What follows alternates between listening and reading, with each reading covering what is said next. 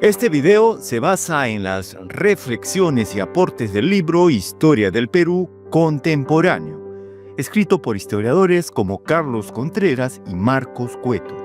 A través de sus páginas, los autores nos ofrecen una mirada lúcida y rigurosa sobre la formación del Perú republicano, desde la independencia hasta los desafíos del presente.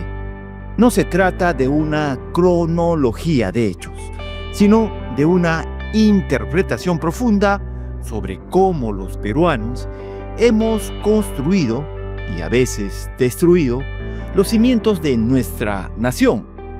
Inspirado en esta obra, este relato busca recorrer más de 2 siglos de historia para entender cómo las esperanzas y el conflicto del pasado siguen moldeando el Perú de hoy.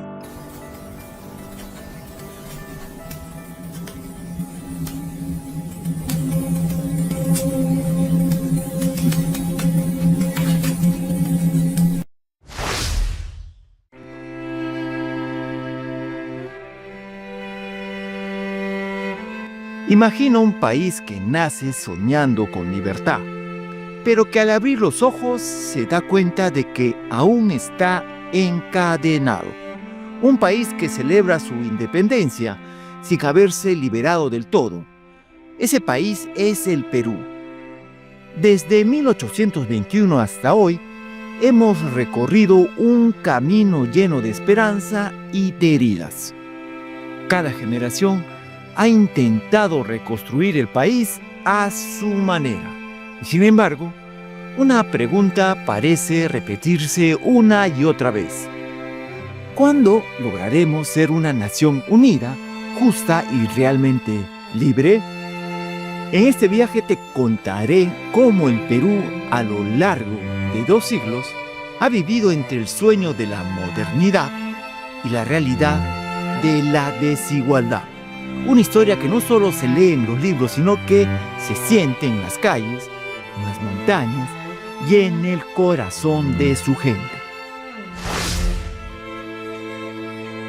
La independencia fue dirigida por las élites criollas, no por los pueblos indígenas que habían cargado con siglos de dominación.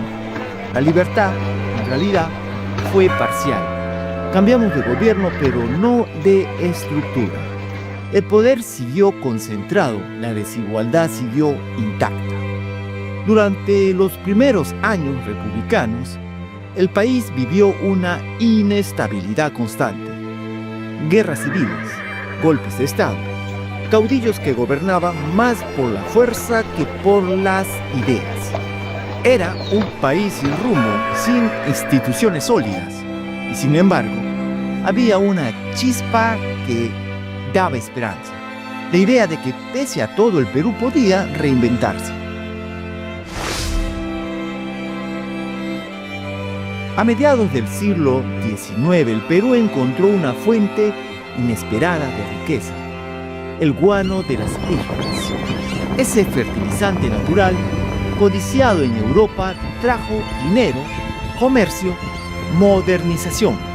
Parecía que al fin habíamos encontrado el camino del progreso. Pero el guano también reveló nuestras debilidades. Los ingresos no se usaron para diversificar la economía ni para educar al pueblo. Se gastaron en lujos, en obras incompletas, en pagar deudas. El país se modernizó sin ciudadanos. El Estado creció, pero no se fortaleció. Y cuando el guano se acabó, el espejismo también desapareció. En 1879 estalló la Guerra del Pacífico contra Chile. Una guerra por el control del salitre, pero también una guerra que expuso nuestras fracturas internas. Mientras los soldados peruanos defendían el territorio con valentía, la clase política se dividía, los recursos se agotaban y el país se desmoronaba. La derrota dejó una huella profunda. Perdimos Arica, perdimos parte del alma y durante décadas convivimos con el trauma de la humillación. Pero, curiosamente, esa tragedia también sembró una semilla de conciencia nacional. Por primera vez, los peruanos de distintas regiones, lenguas y orígenes se vieron a sí mismos como parte de una misma historia. Después de la guerra vino la reconstrucción. A finales del siglo XIX, la llamada República Aristocrática intentó estabilizar el país mediante la economía exportadora: azúcar, algodón, caucho. Las élites costeñas consolidaron su poder y Lima se convirtió en el centro político y económico del país. Pero el progreso fue selectivo. Mientras la capital se modernizaba, los Andes permanecían olvidados. El centralismo se convirtió en una forma de exclusión. El Perú avanzaba, sí, pero sobre una base desigual. Y así llegó el siglo XX. A comienzos del siglo XX el Perú cambió de rostro. La industrialización, la migración del campo a la ciudad y el surgimiento de nuevas clases medias transformaron la sociedad. Las huelgas obreras, los movimientos estudiantiles y los reclamos indígenas empezaron a desafiar el orden establecido. Fue la época de José Carlos Mariátegui, un pensador que entendió que el problema del Perú no era solo económico, sino espiritual y cultural. Mariátegui habló de un país partido en dos: el Perú oficial y el Perú profundo. Su mensaje fue claro: no hay futuro posible si no integramos nuestras raíces andinas a la construcción nacional. Durante el gobierno de Augusto B. Leguía, en los años 20, el país vivió un breve auge modernizador: carreteras nuevas, instituciones, crecimiento urbano. Pero detrás de esa modernidad aparente seguían las viejas desigualdades. El campo continuaba marginado, las comunidades indígenas olvidadas. El siglo XX fue también el siglo de los militares. Perú vivió numerosos golpes de Estado, alternando entre breves periodos democráticos y gobiernos autoritarios. Uno de los más recordados fue el de Juan Velasco Alvarado en 1968. Su revolución militar intentó cambiarlo todo.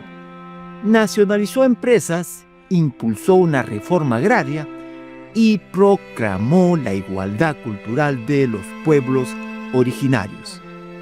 Por primera vez el Estado reconocía oficialmente el quechua y la identidad indígena. Fue un momento histórico.